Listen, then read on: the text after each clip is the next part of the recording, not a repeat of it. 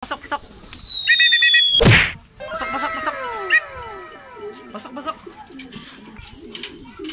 Yun guys, clock muna natin. So ayan, hinihingal-hingal pa yung barako natin. Siya yung nag-see you tomorrow nung nakarang content natin sa San Andres, Quezon. Yun, hingal na hingal oh. So yun, kinlock na natin siya guys. Pumalo ng 1198 ang kanyang speed. Siya pa yung nauna nating na-clock kaysa dun sa unang dumating. Ayan guys, may schedule na naman tayo ng load mamaya. Pinapaligo muna natin itong mga warriors natin. Sige, ligo. Ligo na muna kayo bago kayo i-load mamaya. Hindi ko pa alam guys kung saang club tayo mag-load mamaya. So, parehas lang ang area na pagre-releasean ng dalawa nating club. Mamaya malalaman natin kung saan talaga tayo mag-load. Ngayon, self-bath muna sila guys. Para medyo mapreskuhan man lang sila bago lumipad ng malayo. Yun, nasa 200 plus kilometer air distance pa rin ang liliparin nila guys. Second lap na ng derby. Sabay na rin natin tong ating mga breeders. Yan, patutukain na rin natin sila bago natin i-prepare yung ating mga flyers. Ating mga warriors. Uy! Kung itaob, awit ka man kayo eh. Sayang yung effort natin eh. Ito. Kamay na rin natin to sa taas. Yan, medyo yan. Sama na rin natin sila sa pagpapatuka. So, yan. Okay na kayo. 3 hours later. Yan, kukunin na natin sila isa-isa. So, 7 yung ilo-load natin ngayon. Isasama natin to si Red Check na walang sing-sing. Pati ito si Miss Tamba, yung pares niya.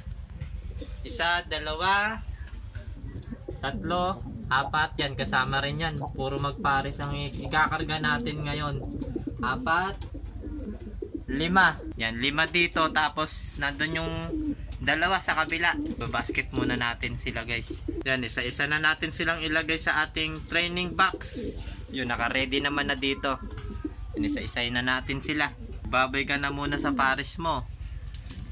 Yan o.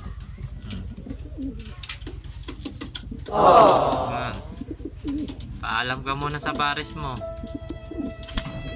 Ilo-load na kita ng second lap ng derby. So ayun guys, isang mapagpalang umaga na naman sa ating lahat. So yan, habang nag-aabang tayo ng ating mga warriors, yan, medyo naglinis muna tayo ng kanilang kulungan. Yan, nilinis na rin natin yung kanilang mga patukaan at painuman. Update sa ating mga inakay guys, yan, medyo lumalaki na sila. Medyo nakakalabas na sila ng kanilang pugad. Abangan na tayo guys, nirelease ang ibon natin sa Pasakaw, Camarines Sur. Mula dun sa pinag-releasean guys hanggang dito sa ating Flyers Loft, lilipad sila ng 236 km air distance. Yun. Ayon sa ating forecast, yan, nirelease sila ng 7 AM. Time check muna tayo guys. Ayan, 9:36 AM. So, papalo sila ng 1-2 ang speed kung sakaling makakauwi sila ng ganitong oras. Yan, papatukain muna natin sila habang nag-aabang ng pauwian.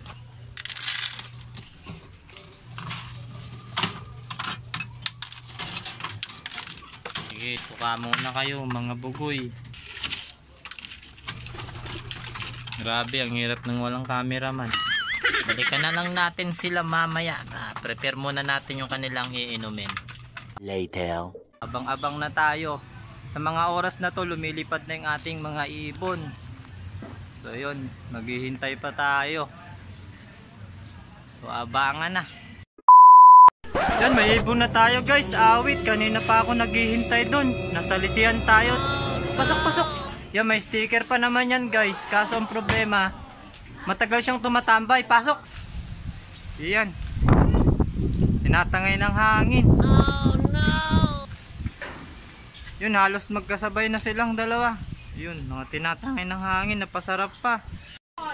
Yan guys, naabutan na naman siya ng isa. Pasok na, pasok, pasok. Pasok, pasok. Pasok, pasok, pasok. Pasok, pasok. Yun guys, clock muna natin. So ayan, hinihingal-hingal pa yung barako natin.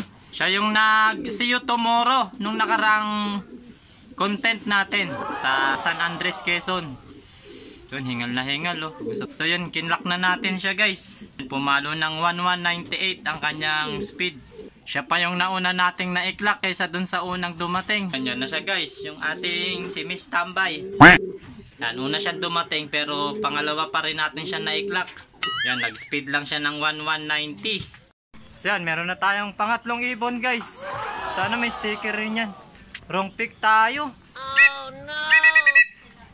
Yan. May jet lag pa siya. Ayaw pang bumaba.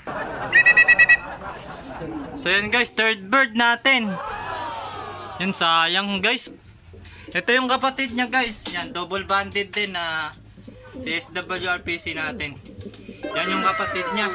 Yung pangalawa nating dumating. Sayang, na wrong pick tayo. Okay lang yun, at least nakauwi. Pagod siya guys oh. Okay, pahinga ka muna dyan. Ayan na guys, nagkasabay-sabay na lahat ng ibon natin. Ayun yung isa, yung red bar. Pasok na, pasok. Ayan guys, ito na yung red bar natin. Yan, nagulo-gulo pa yung kanyang balahibo. Very good Nag-speed pa siya ng 1078. Ayan pa yung sticker niya guys, hindi pa natin tinatanggal. Compare sa ibang tropa, napakabagal ng ibon natin. Pero okay lang yan guys, at least nagkaklak sila. Kahit papano, inuuwian tayo. Sana may dumulo, kahit sino sa kanila. Ito guys, yung red bar natin guys na 9 months siyang nawala. Yun, kinarga natin siya nung nakaraang season sa South. Yan, kinarga natin siya sa San Francisco, Quezon. Hindi na siya nakauwi simula nun. 9 months siyang nawala. Pero yan guys, bumalik pa rin siya sa atin. Yan, nakapag-upload naman tayo ng video nung araw na bumalik siya sa atin guys, no. Yan. Yan pa rin yung clip ring niya na green, hindi pa rin natin tinatanggal. So yan guys. Yan, eto na yung red check natin na walang sing-sing. Yan, nakauwi ulit siya. Pasok na, pasok. Uwi ng uwi. Yan na yung red check natin guys. Yan, time check 112. Yan, baka nasa 500 pa ang speed yan guys. Kung meron lang siyang sing-sing, baka na-clock pa natin yan guys. Uwi siya ng uwi guys. Yan, ikakarga lang natin siya ng ikakarga guys. Yan, titingnan natin kung hanggang saan talaga yung aabutin niya. Yan, eto, medyo naka-recover na siya guys. Yan, may mga pangkarga pa tayo ng third lap. Good luck sa atin. Congrats sa mga tropang kalapatids natin. Grabe, sobrang bibilis na mga ibon. Pero at least kahit pa paano, nakapagpa-uwi rin tayo. Yan, medyo mga naka-recover na sila. So ito yung nag-see you tomorrow natin guys nung nakaraan sa San Andres, Quezon. Yan, siya yung may pinakamataas na speed dito sa loop natin. Yan, sa loop lang natin guys ha. Yan, sana makabawi tayo sa susunod. Charge to experience lang yan guys. Yan. At least ang importante, nakakapag-enjoy tayo sa pag-iibon. Yan, nagtabi na yung dalawa. So yun, tara, tanggalin na natin yung sticker mo sa paa. Halika. So yan, natanggal na natin yung sticker niya guys. Ito na yung sticker nilang tatlo. Puro 1,000 lang ang speed. Yan, malayong malayo. Grabe. Pero okay lang yan, at least nag-clock sila. May ilang lap pa silang pagdadaanan. So makikita natin kung hanggang saan talaga yung mararating nila. Ito na yung pansalubong na patuka natin para sa kanila guys. Ibibigay na natin para yan, sigurado gutom na yung mga yan. Tutukain muna natin sila. Yan, mga sabik na. Oh, okay, banat.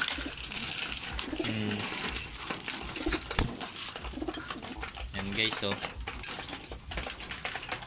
Mga ganado pa rin sila sa pagtuka. Ito pa.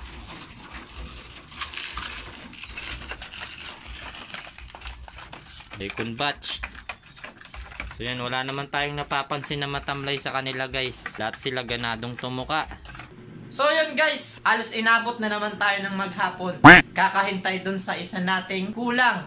Yun, yung 13 days bago nakauwi, yung kulay puti natin na galing sa Chaong. Yun, siya na naman guys yung hinihintay natin sa ngayon. Pero sana napadapo lang siya kung saan. Update ko ulit kayo guys next video kung makakauwi pa ba siya, no? Pero sa ngayon guys, dito na muna natin tatapusin tong video na to. Like, comment, and subscribe. Hit the notification bell para lagi tayong updated sa mga bago nating ilalabas na video. Kita-kits ulit tayo next vlog. Happy flying mga kalapatids. Ingat. God bless.